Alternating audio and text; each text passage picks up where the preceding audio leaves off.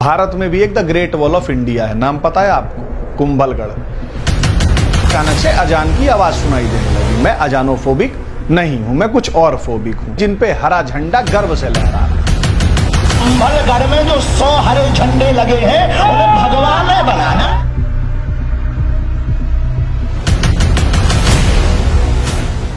बाबा बागेश्वर धाम कुछ दिनों पहले उदयपुर में शोभा यात्रा को संबोधित कर रहे थे। वहां उन्होंने कुंभलगढ़ में लहरा रहे हरे झंडों को हटा दो कहा था। उनका बयान खुद सुनिए। कुंभलगढ़ में जो 100 हरे झंडे लगे हैं उन्हें भगवान ने बनाना है। कुंभलगढ़ के किला में अंदर लगे लहरा रहे, ये हरों का देश नहीं है, ये भगवान मयों का देश है। The great wall of China का नाम सुना है आप लोगों ने?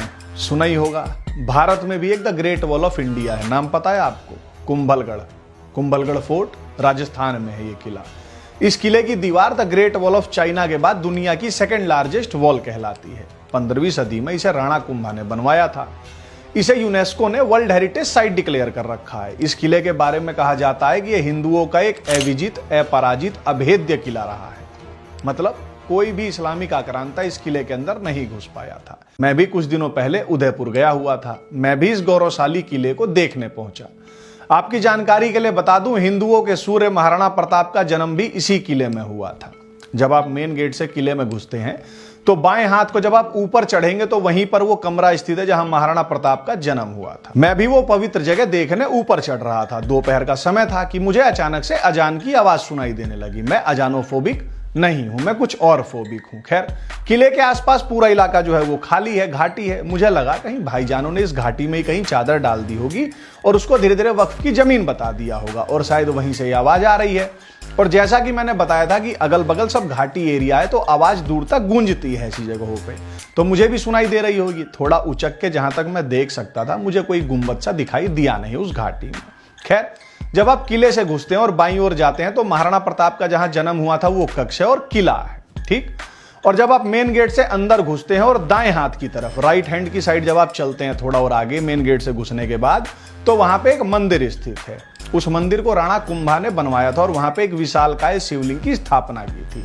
ऐसा बताते हैं कि इसी मंदिर में वे पूजा करते थे। वो मंदिर देखने के लिए जब मैं नीचे उतर रहा था तो किले के अंदर ही एक दो दुकानें हैं जहां नारियल पानी और कुछ खाने पीने का सामान मिलता है। गर्मियों का मौसम था। वहां पे कोई लोकल आदमी था जो घूमने आया हुआ था, वो खड़ा था। मैंने उससे पूछा कि भैया ये जो अजान सी सुनाई दे रही थी वो कहां से आ रही थी? यहां भी ज़ॉम्बी बस गए हैं क्या आसपास? तो उसने बताया कि साहब बस गए हैं आसपास, वे तो यहीं रहते हैं।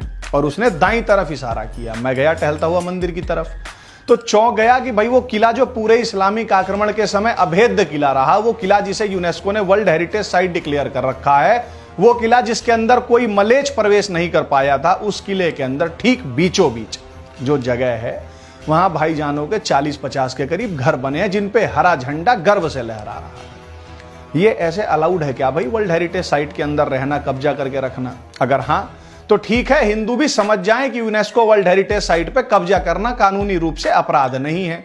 और यदि अपराध है तो ये ज़ॉम्बीज किस अधिकार से रह रहे हैं वहां? और वहां की पुलिस प्रशासन सरकार क्या धार ले रही है? अब तक उन्हें वहां से हटाया क्यों नहीं गया? बाबा बागेश्वर धाम ने इन्हीं हरे झंडों को हटा के किले में भगवा लहराने की बात की थी। बाबा बागेश्वर धाम कुछ दिनों पहले उदयपुर में गए हुए थे, कोई सभा थी। सुनने में आ रहा है कि बाबा बागेश्वर धाम सरकार पर उदयपुर में दिए गए उनके वक्तव्य पर शायद राजस्थान में एफआईआर हुई है। शायद नहीं, अब जानकारी पूरी पुष्ट हो चुकी है कि बाबा बागेश्वर धाम पे राजस्थान में एफआईआर दर्ज हुई है। एफआईआर दर्ज कराने वाले और करने वालों को चाहिए कि सबसे पहले सुप्रीम कोर्ट के ध्येय वाक्य सत्यमेव जयते को जाके कालिक से पोत दें, क्योंकि सत्य बोलने पर तो एफआईआर हो जाती है इस देश में। फिर सत्यमेव जयते को वहां लिखकर यह व्यवस्था हिंदुओं को टूचिया क्यों बना रही है, हमारे साथ ये पाखंड क्यों कर रही है? बाबा बागेश्वर धाम के इस बयान के बाद कुछ हिंदू युवा वहां कुंभलगढ़ किले में पहुंचे और ऐसा बताया जा रहा है कि वो वहां पर उन्माद फैला रहे थे, सांप्रदायिक सौहार्द बिगाड़ रहे थे और इस कारण वहां कुछ हिंदू युवाओं पर भी केस हुआ है। भाई, किला जब हिंदुओं ने बनवाया था, हिंदुओं के राजा ने बनवाया था, तो उस पर भगवा नहीं लहराएगा तो क्या लहराएगा? बाबा बागेश्वर धाम सरकार ने पिछले 70-75 वर्षों से सेकंड क्लास सिटीजन और आनंद रंगनाथन के शब्दों में कहें तो 8th क्लास सिटीजन बनकर रहने को मजबूर लाखों करोड़ों हिंदुओं के मन की व्यथा को, उनकी पीड़ा को ही तो मंच से बोला है। क्या जो बाबा बागेश्वर धाम ने बोला है वो कुंभलगढ़ में जाने वाले हर हिंदू के मन की पीड़ा नहीं है? क्या हिंदुओं को यह सेकुलर सोशलिस्ट संविधान फ्रीडम ऑफ स्पीच भी नहीं देता? मुझे तो उत्तर मालूम है, आपको क्या लगता है आप बताएं कमेंट में। बाबा पर एफआईआर करने वाले और कराने वाले श्वेत पत्र लाकर बताएं कि बाबा ने जो कहा है वो गलत है, अंदर कोई हरे झंडे नहीं लहराते। राजस्थान की कांग्रेस सरकार जवाब दे विधानसभा में कि वो जो 40-50 घर बने हुए हैं कुंभलगढ़ किले के भीतर, उनकी क्या वैधता है और वे इलीगल कब्जा हैं कि नहीं। वर्ल्ड हेरिटेज साइट घोषित करने वाला यूनेस्को बताए कि यह कैसे संभव है कि एक वर्ल्ड हेरिटेज साइट के अंदर कोई रह सकता है। द हिंदू कैफे बाबा बागेश्वर धाम सरकार द्वारा दिए गए बयान के पूर्ण समर्थन में है और जिन लड़कों पर एफआईआर हुई है उनकी डिटेल्स जो हमें प्रोवाइड करा सकता है वो प्रोवाइड कराए। उनका केस दुनिया की जिस अदालत में लड़ना होएगा हिंदू कैफे जाके लड़ेगा। सच बोलना अगर अपराध है तो ये अपराध हम करेंगे और तब तक करेंगे जब तक हमारी सांस चलेगी।